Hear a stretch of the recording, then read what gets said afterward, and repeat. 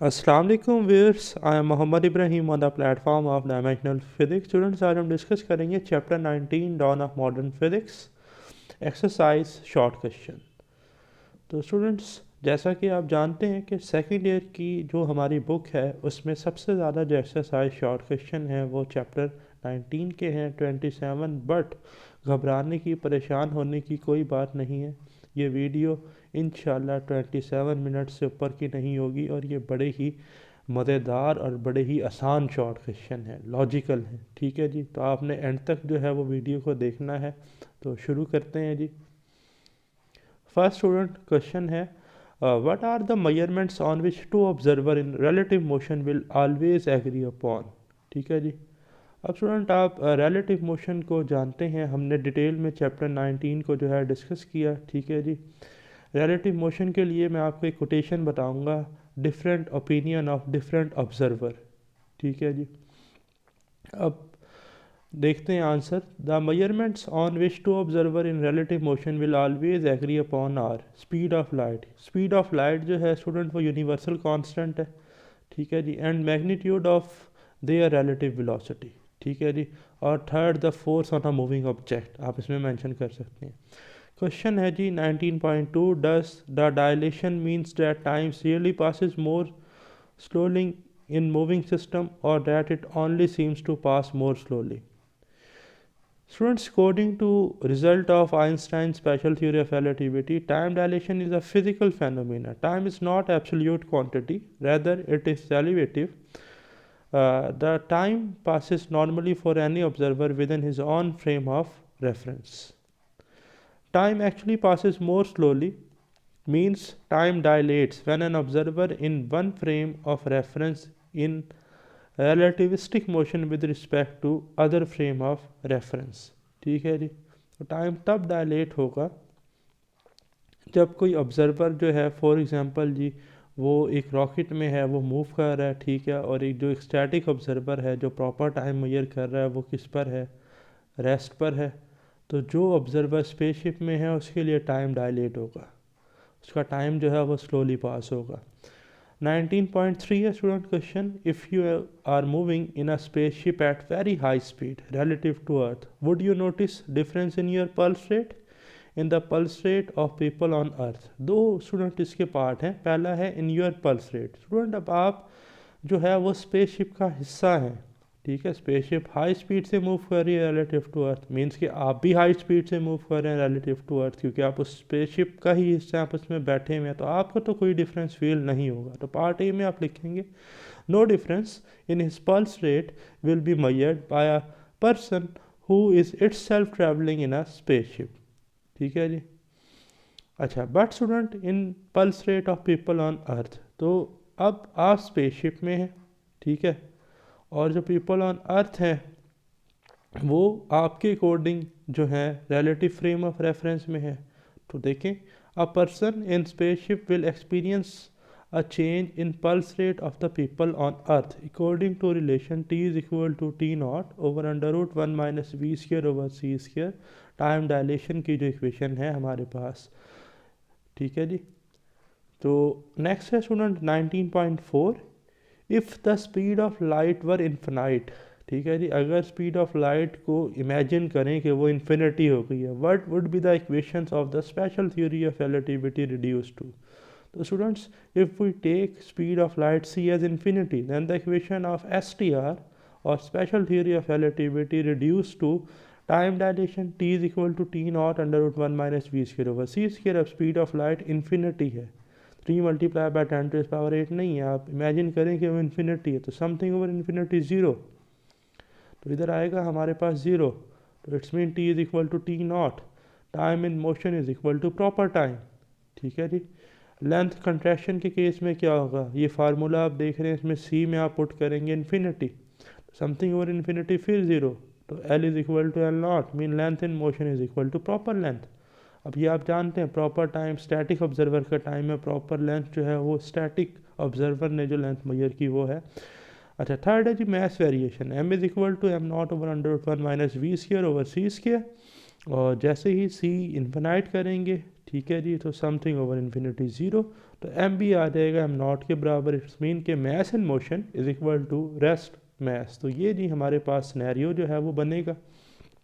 Next है student 19.5, since mass is the form of energy, can we conclude that a compressed spring has more mass than the same spring when it not compressed? Student, according to Einstein special theory of relativity, mass is a form of energy. कैसे आप जानते हैं student, E is equal to M C square से, कि अगर energy में change आ रहा है delta E is equal to delta M C square.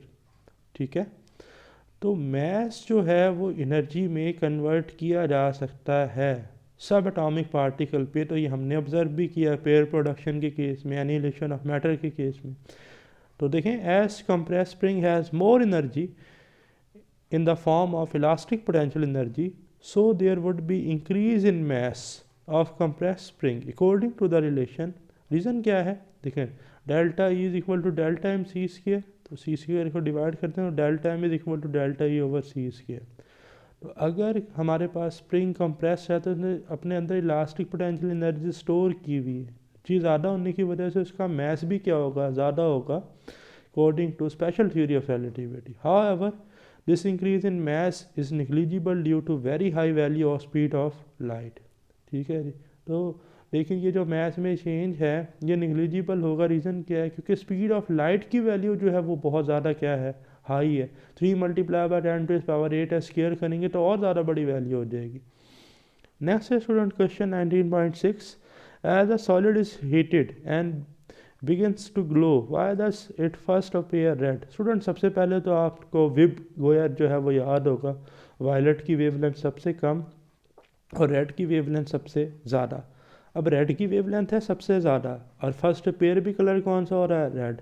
क्यों भाई, क्योंकि वाइन डिस्प्लेसमेंट लॉ से हमने पढ़ा कि जब टेम्परेचर लो होता है तो बॉडी जो है वो लॉन्गर वेवलेंथ की रेडिएशन इमिट करती है। तो देखें, at lower temperature a body emits radiation of low energy means longer wavelength. ठीक है जी, वाइन डिस्प्लेसमेंट लॉ का आप रिलेशन इधर मेंशन करेंगे। Since longest wavelength in visible region is of red color, so the object appears red first.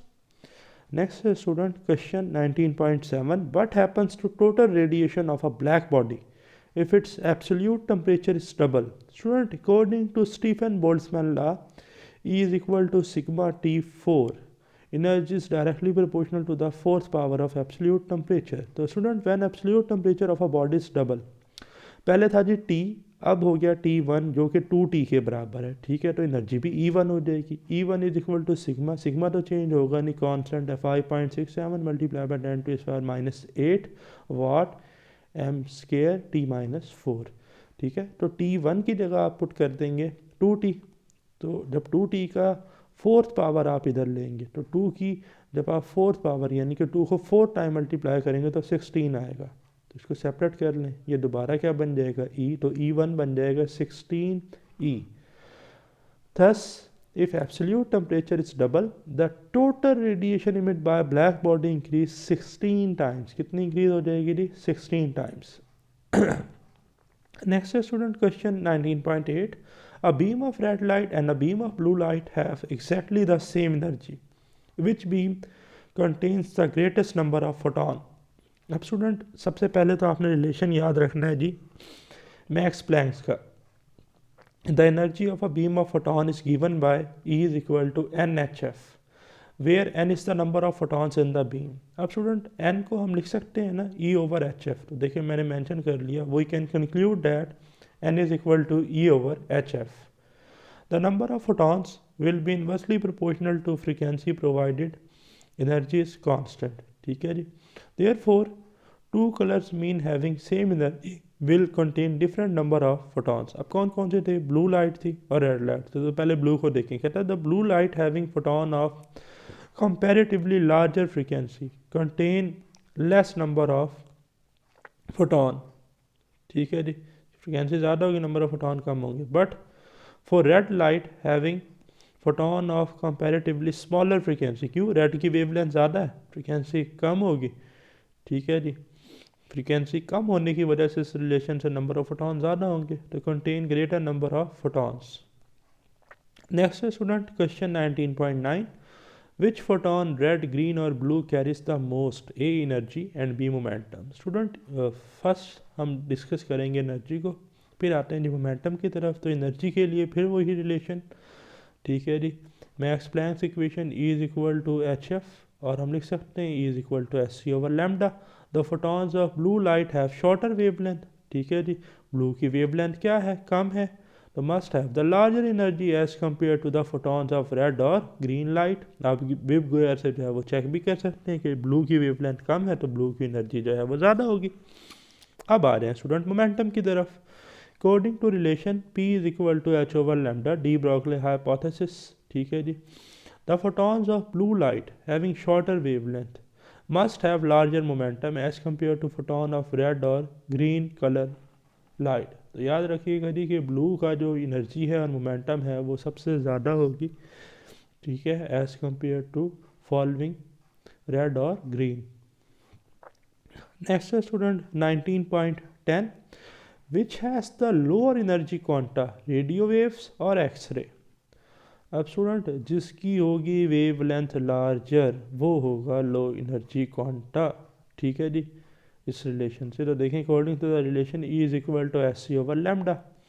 तो the quanta of X-ray having shorter wavelength, अब X-ray की wavelength shorter है तो it's mean कि ये लार्ज एनर्जी रखते हैं as compare to quanta of radio waves. आप जानते हैं 7 रे स्पेक्ट्रम के बारे में, गैमा रे, एक्सरे, अल्ट्रावायलेट रे, विजिबल रे, इंफ्रारेड रे, माइक्रोवेव्स एंड रेडियो वेव्स, ठीक है जी। नेक्स्ट है student question 19.11, does the brightness of a beam of light primarily depends on the frequency of photons or the number of photons? Student जब Frank hertz ने photo electric effect discover किया, उसने बताया, तो उसके बाद आइंस्टाइन ने एक्सप्लेन किया, और आइंस्टाइन ने हमें ये बताया कि जो फोटो इलेक्ट्रिक करंट है वो डिपेंड करता है नंबर ऑफ फोटॉन्स पे, मीन इंटेंसिटी ऑफ लाइट पर, जबकि जो स्टॉपिंग पोटेंशियल है वो डिपेंड करता है फ्रिक्वेंसी ऑफ फोटॉन पर। तो यहाँ पर बात हो रही है ब्राइटनेस की इंटेंसिटी की, तो वो डिपेंड करती है नंबर ऑफ फोटॉन्स पर। तो देखें, the brightness of a beam depends upon intensity, the number of photons, and not on the frequency of light, thus brightness increases with intensity of light. Next student question 19.12, when ultraviolet light falls on certain dyes visible light is emitted. Why does this not happen when infrared light falls on these dyes? Student देखें, UV light consist of photons having energy greater than energy of visible light photons. When UV light falls on dyes, atoms initially become excited and then de-excite by emitting lower energy photons, which may be detectable by normal human eye. But in case of infrared light, consists of photon having energy lower than the energy of visible photon. ठीक है, infrared की तो क्या है जी, visible light से भी कम क्या है, एनर्जी है। So when infrared light falls on dyes, atom initially become excited and then de-excite by emitting low energy photon, which do not lie in visible spectrum of electromagnetic radiation, और इसी वजह से उससे हम ऑब्जर्व भी नहीं कर सकते नॉर्मल आई से। Next student question 19.13, will bright light eject more electron from metal surface than dimmer light of same color? Students, we know that number of photoelectrons ejected from a metal surface depends upon the intensity of light, means number of photons. Therefore, bright light being more intense will eject more electrons or photoelectrons from a metal surface than dimmer light of same color. Next student question 19.14, will higher frequency light eject greater number of electrons than lower energy light? Student इससे पहले question में तो हमने ये discuss किया कि जो photo electrons हैं या फोटो इलेक्ट्रिक करंट है वो तो इंटेंसिटी ऑफ लाइट पर डिपेंड करता है, ठीक है जी, नंबर ऑफ फोटॉन्स पर डिपेंड करता है। तो यहाँ तो जिक्र हो रहा है 19.14 में फ्रीक्वेंसी का, तो फ्रीक्वेंसी पर तो डिपेंड ही नहीं करता, तो दोनों से क्या होगा, सेम। तो देखें, no, the higher frequency light will not eject greater number of electrons than low frequency light. It is because of the reason that number of electrons emitted from metal surface depends upon the intensity of light, number of photons, not on frequency of light. Next is student question 19.15. When light shines on a surface, is momentum transferred to the metal surface? Student, when light falls on the surface, incident light energy is absorbed in each reflection. Light beam consists of photons which carry both energy and momentum. Hence, momentum and energy is transferred to the metal surface when it is exposed to light. Next one is student 19.16. Why can red light be used in photographic dark room when developing films, but a blue or white light cannot? Student अब ज़रा देखें, कहता है the frequency of red light is less as compare to blue और white light. क्यों? क्योंकि wavelength जो है वो लॉन्गर है रेड की, इस वजह से रेड की फ्रिक्वेंसी जो है वो कम है एज़ कम्पेयर टू ब्लू और white light. So red light has less energy, frequency कम है. रिलेशन क्या है? Is equal to h f, frequency कम एनर्जी कम. ठीक है जी. Therefore photographic films and the material concern are less affected in the presence of red light. Red की वेवलेंथ लॉन्गर होगी, फ्रिक्वेंसी कम होगी, एनर्जी लॉस कम होगा. नेक्स्ट है student question 19.17. Photon A has twice the energy of photon B. What is the ratio of momentum to A to that of B? Student, given that the energy of photon A is twice the energy of photon B, it's mean हम लिख सकते हैं ई ए is equal to 2EB. ठीक है, या ratio की form में लिखेंगे तो E A over E B is equal to 2. अब स्टूडेंट, मोमेंटम का क्या रिलेशन होता है? पहले तो आपके माइंड में आ जाए एल्बर्ट आइंस्टाइन की famous equation E is equal to M C square. ठीक, अब एम सी स्क्वायर आप उसको कर लें एम सी डॉट सी, एक एम सी बन जाएगा मोमेंटम पी, तो इक्वेशन बन जाएगी E is equal to P C. तो P is equal to E over C बनता है. तो वहाँ से दोनों इक्वेशन आई, मोमेंटम ऑफ फोटॉन ए और momentum of photon B. P A is equal to E A over C, P B is equal to E B over C. अब हमें तो रेशो चाहिए, तो P A over P B आ जाएगा E A over C divided by E B over C. ठीक है जी. और ई ए किसके बराबर था? 2EB के. तो जब हम यहाँ पुट करेंगे तो ई बी से ई बी कैंसिल हो जाएगा, सी से सी कैंसिल हो जाएगा, तो 2 रिमेनिंग रह जाएगा. So photon A has twice the momentum of photon B, या 2:1 आप जो है वो मेंशन करेंगे. नेक्स्ट वन है student question 19.18. Why don't we observe Compton effect with visible light? Student, Compton effect is mostly observed in semi-metals. The electrons in semi-metals such as graphite are semi-loosely bounded and their energy levels lie in X-ray region. Therefore, we don't observe Compton effect with visible light because photons of visible light have smaller energy as compared to the photon of X-ray. Next student question 19.19. Can pair production take place in vacuum? Explain. No student, pair production cannot take place in vacuum because in vacuum there is no heavy nucleus present. Presence of heavy nucleus is necessary for pair production because recoil energy is absorbed by the heavy nucleus. Equation हमने पढ़ी कि gamma रे photon आकर टकराता है heavy nucleus से, जिसके result में हमें इलेक्ट्रॉन और उसका एंटी पार्टिकल पॉजिट्रॉन जो है वो मिलते हैं. ठीक, और अगर आपको ये इंटरेस्ट है कि हम इसको अच्छे से समझें या इस लेक्चर को रिवाइज करें, तो मैं आपको रिकमेंड करूँगा कि जो मेरा वीडियो लेक्चर है, ठीक है जी, उनको अच्छे से देखिएगा. प्ले लिस्ट में लिंक आपको मिल जाएगा. The electron and positron created as a result of pair production always move in opposite direction.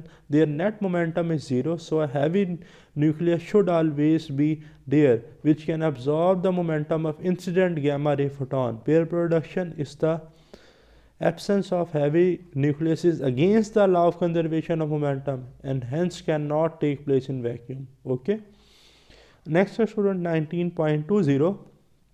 Is it possible to create a single electron from energy? Explain. Student, याद रखिएगा, no, it is not possible to create a single electron from energy.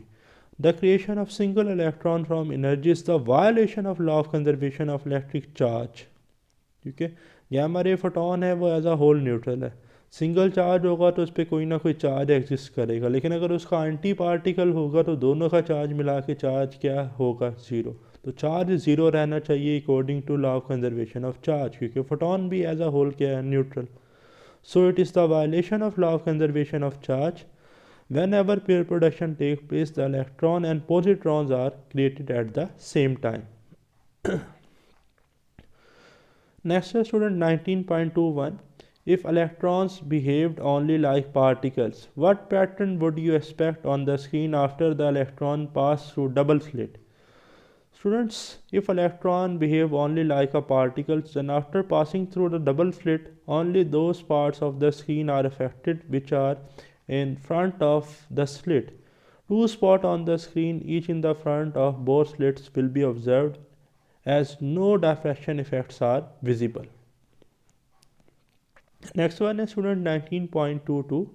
If an electron and proton have the same de Broglie wavelength, which particle have greater speed? So students, the de Broglie wavelength associated with moving particle is given by the de Broglie wavelength formula, lambda is equal to h over mv, which may be rearranged as v is equal to h over m lambda. ठीक, अब D Broglie wavelength जो है वो तो same है, तो particle की speed उसकी ज़्यादा होगी जिसका मैस कम होगा, तो इलेक्ट्रॉन का मैस जो है वो कम होता है, ठीक है जी, 1836 गुना कम होता है एज़ कम्पेयर टू प्रोटॉन, आप पढ़ कर आए हैं, प्रीवियस नॉलेज है। So speed is inversely proportional to mass provided wavelength is same, as the wavelength is same for the both electron and proton, therefore speed of electron is greater due to the smaller mass of electron than proton. Next one is student 19.23. We don't notice the de Broglie wavelength for a pitched cricket. Explain why. Student, the de Broglie wavelength associated with moving particle is given by expression lambda is equal to h over mv. Due to large mass and small speed, the wavelength associated with moving cricket ball is very small. Therefore, it is impossible to measure de Broglie wavelength of a pitched cricket ball. For example, for a cricket ball of mass 200 gram or 0.2 kg moving with speed of 10 meter per second, the de Broglie wavelength is lambda is equal to, अब h Planck's constant value put कर दी, 6.63 multiplied by 10 to the power minus 34 divided by 0.2 multiplied by 10. तो answer देखें, answer आ रहा है 3.31 multiplied 10 to the power minus 34 meter. The wavelength is the order of 10 to the power minus 34 meter and too short to be detected. तो इसे हम detect ही नहीं कर सकते. Next one is student 19.24.